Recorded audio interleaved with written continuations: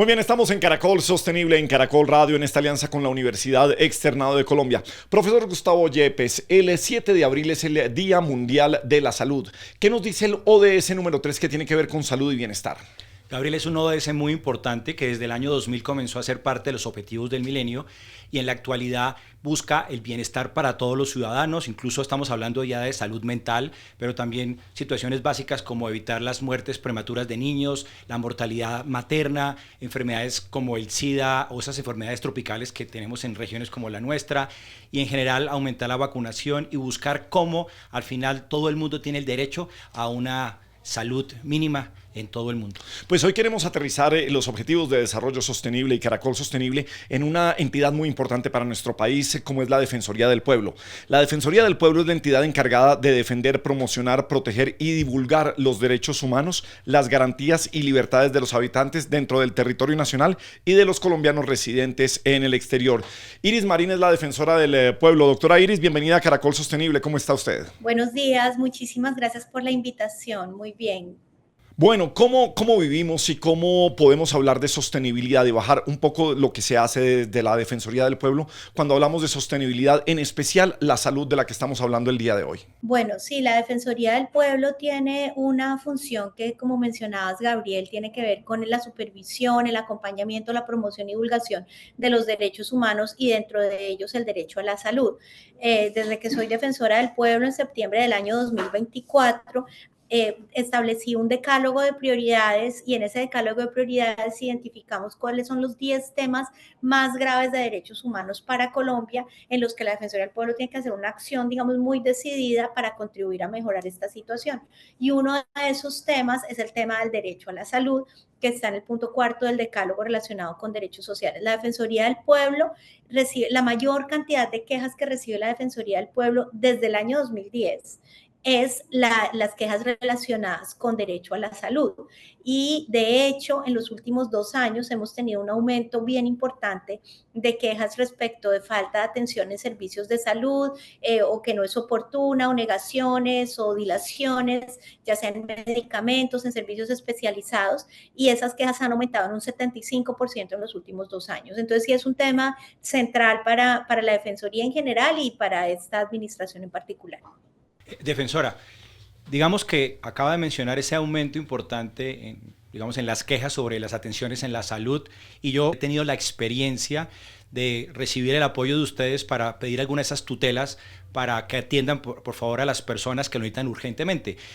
Pero estamos viendo que ni siquiera las tutelas están dando respuesta. ¿Qué hace la Defensoría o qué se puede hacer para tratar de resolver ese problema que es tan dramático en este momento en nuestro país? Sí, es un tema bien delicado porque, pues de hecho, la Corte Constitucional desde el año 2008 expidió una sentencia, la T-760 de ese año, que es una sentencia estructural sobre salud. ¿Qué quiere decir que es estructural? Que no falló, pues en este caso, den este medicamento o este servicio de salud, sino dijo, el sistema de salud tiene unos problemas estructurales que están afectando no solo a una o dos personas que no acceden a los servicios, sino de manera global a todas las personas que acceden y que tienen derecho al sistema de la salud. En ese momento lo que se estaba presentando pues eran muchos temas, uno de los cuales era que la gente tenía que acudir a la tutela, es decir, que llegaba a la EPS o a pedir el servicio y le decían, ponga la tutela que si el juez me ordena, yo le doy el servicio. Ahí empezó, digamos, el tema. Después de eso ha habido una intervención de la Corte muy larga, que ha tenido varias crisis, digamos, históricas, como digo. En este momento estamos en una de ellas. Y uno de los temas que estamos viendo que es muy delicado es que las tutelas están siendo insuficientes, como dices tú, Gustavo.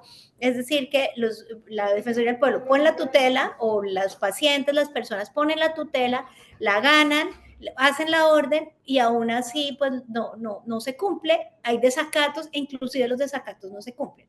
Entonces nosotros le hemos pedido al gobierno nacional hacer pues varias medidas. Una de ellas fue ordenada por la Corte, que es revisar la suficiencia de la UPC, que ustedes saben que es como estimado de lo que cuesta el servicio en salud a una persona en un año, que son diferentes de acuerdo al grupo etario, a la región y a diferentes circunstancias, que la Corte ha dicho, la UPC que se definió no es suficiente para cubrir los servicios de salud. Y eso es una mesa que están dando y que la Defensoría del Pueblo pidió participar, estamos participando y eso es crucial para garantizar que haya pues recursos estructuralmente suficientes y que no sea tutela caso a caso. Y lo otro es que le pedimos al gobierno hacer unos PMU, unos puestos de mando unificados en las regiones donde más problemáticas hay.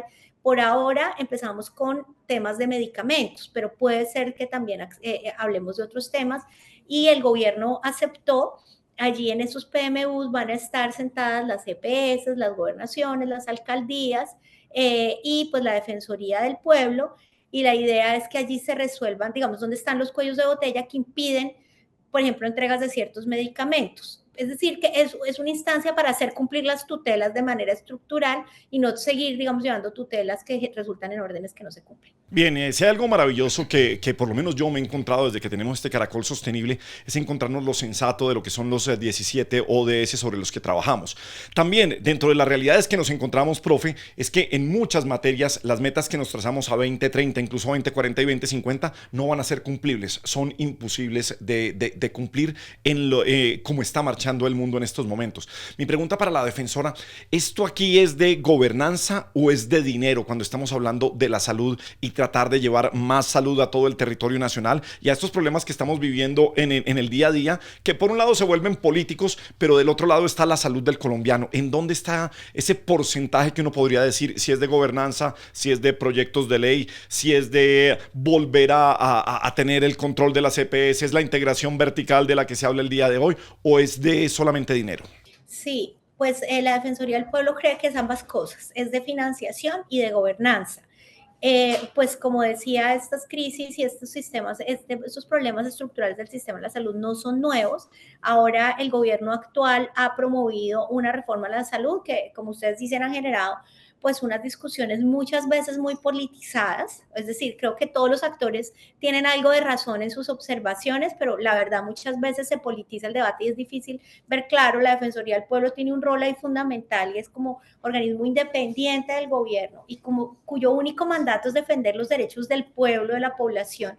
Pues lo que tratamos es un poco sacar todos estos temas políticos y ver dónde están como los asuntos pensando en el derecho a la salud. Y ahí nosotros pues presentamos un concepto al Congreso de la República donde decimos, vea, la reforma a la salud, en opinión de la Defensoría del Pueblo, sí es necesaria, porque estos problemas estructurales existen y, como decimos, desde el 2008, una reforma muy importante, una ley estatutaria en el 2015, que fue un avance importante, pero seguimos con problemas serios.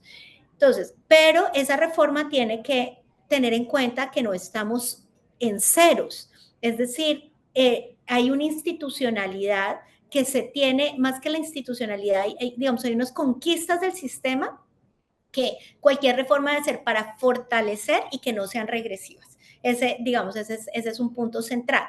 Y decimos, el sistema tiene unas fortalezas y tiene unas debilidades. Esas fortalezas se tienen que mantener. Una fortaleza es el sistema de aseguramiento, que no existe en todas partes del mundo.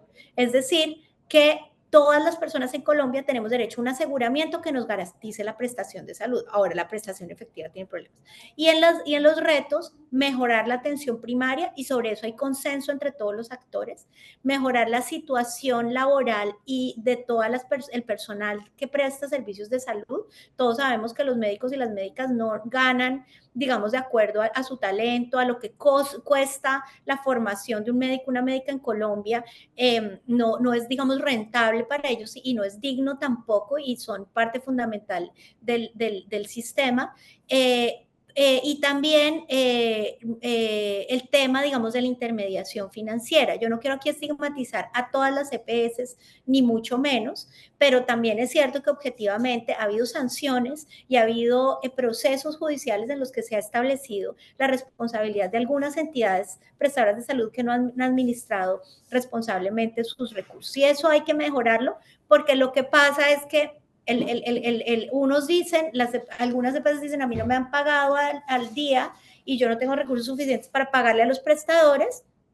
El gobierno dice, no, la plata que hay sí es suficiente, y lo que pasa es que el paciente queda en la mitad. Entonces nosotros hemos propuesto dos temas de discusión central en la reforma a la salud. Uno, un plan de transición adecuado, que no haya una caída en la calidad. Aunque tenemos problemas, lo peor que nos podría pasar es caer peor por un cambio tan total.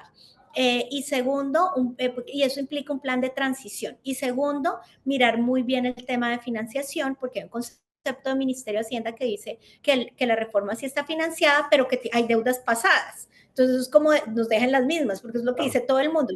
Yo sí tengo la plata, pero la plata no me alcanza porque yo debo 20 y me dieron 50. Y al final lo que dice usted, el paciente en la mitad. El paciente, que el que requiere el servicio, está frente a esas discusiones económicas al interior del gobierno o a veces politizadas, que es a donde no debemos llegar, profe. Claro, dice que necesita las pastillas. Sí, exacto. O la solución inmediata. Pero aquí hay un problema que creo que ya es común para todos, que ya conocemos, que tiene que ver con la salud mental, que viene aumentando. ¿Ustedes han visto, tienen algunas cifras de cómo ha ido aumentando esto y cómo podríamos comenzar a trabajar para que esto se reduzca? Sí, muy importante, porque además el concepto que presentamos al Congreso le hace énfasis en el punto de salud mental en dos perspectivas, digamos. Una, en general, de toda la población colombiana y en particular de jóvenes, niños, niñas y adolescentes. La Defensoría del Pueblo sacó un informe el año pasado sobre suicidio en menores de edad y encontramos que este tema ha venido subiendo en los últimos años, 55.000 suicidios en los últimos 3 años hasta el 2024. Intentos de suicidio, la mayoría de ellos en estratos 1 y 2, alta prevalencia en comunidades indígenas, por ejemplo en el Guaviare, digamos un tema ahí relacionado con salud mental y también con entornos protectores. Entonces todo ese tema nosotros pedimos pues realmente fortalecer, ha habido unas medidas legislativas, pero se necesita mejorar la prestación de los servicios de salud. Y una segunda población es las víctimas del conflicto armado. Que son pues 10 millones de personas registradas, más o menos unas 7 millones y media que hoy en día requieren todavía sus servicios de, digamos, más bien su derecho a la reparación, y una de las medidas es la rehabilitación emocional y en salud física, porque las víctimas han sufrido a veces minas antipersona o digamos daños a su salud física, pero también el trauma de la guerra, son reacciones normales a situaciones anormales y ese programa que existe de víctimas tiene serios problemas de financiación y pedimos que deba ser, digamos, asumido estructuralmente por el sistema de salud, porque la cobertura ha sido muy baja y es un derecho que tienen las víctimas y una obligación que tiene el Estado. Pues defensora Iris Marín, desde la Defensoría del Pueblo, una entidad tan importante, tan institucional para Colombia y en la que tenemos que creer los colombianos. Bueno, profe, tenemos muchas inquietudes sobre lo que es la salud. ¿Por qué? Porque es muy fácil decir que es prestar servicio de salud, pero ¿dónde está el dinero? ¿Dónde están las políticas? ¿Cómo manejar esto? ¿Cómo lo vemos desde la sostenibilidad? Bueno, Gabriel, aquí es importante primero entender que no es un solo tema de salud como estábamos viendo. Se integran varios de los objetivos de desarrollo sostenible porque tenemos que hablar con el acceso a los derechos, ¿no? El objetivo número 16 de justicia e instituciones sólidas, y es un poco, tenemos que el problema que estamos ahora, de un rifirrafe entre diferentes instituciones y no sabemos quién está diciendo la verdad, dónde está, se está politizando, como decía la... Y lo que decíamos, si el paciente en la mitad, el de la fractura, el de la pastilla, el que necesita el servicio de salud. Claro, y como les decía, yo tuve la experiencia de una tía que hace muy poco no le llegan las pastillas para el cáncer. Okay, bueno. O sea, si no tiene las pastillas le da cáncer, así de sencillo. Y no importa las tutelas que se han puesto y los desacatos, siguen sin entregar las pastillas. Entonces es una situación muy preocupante para todos los colombianos que nos encontramos en esto, y yo creo que es importante volver con el mensaje. Aquí, más allá de las peleas políticas, lo importante son los pacientes y podamos superar estas dificultades para continuar con un sistema de salud que, mal que bien, ha venido funcionando en nuestro país. Bueno, profe, hablemos de metas que tenemos sobre este ODS número 3. ¿Qué tenemos en meta? ¿Hay alguna Agenda 2030 también en salud y bienestar? Claro que sí, Gabriel. Aquí lo que, como habíamos hablado, lo que trata de buscar es cómo se reduce problemas estructurales del mundo, como las muertes prematuras de las mujeres cuando tienen hijos. Okay. Las muertes maternas se llaman.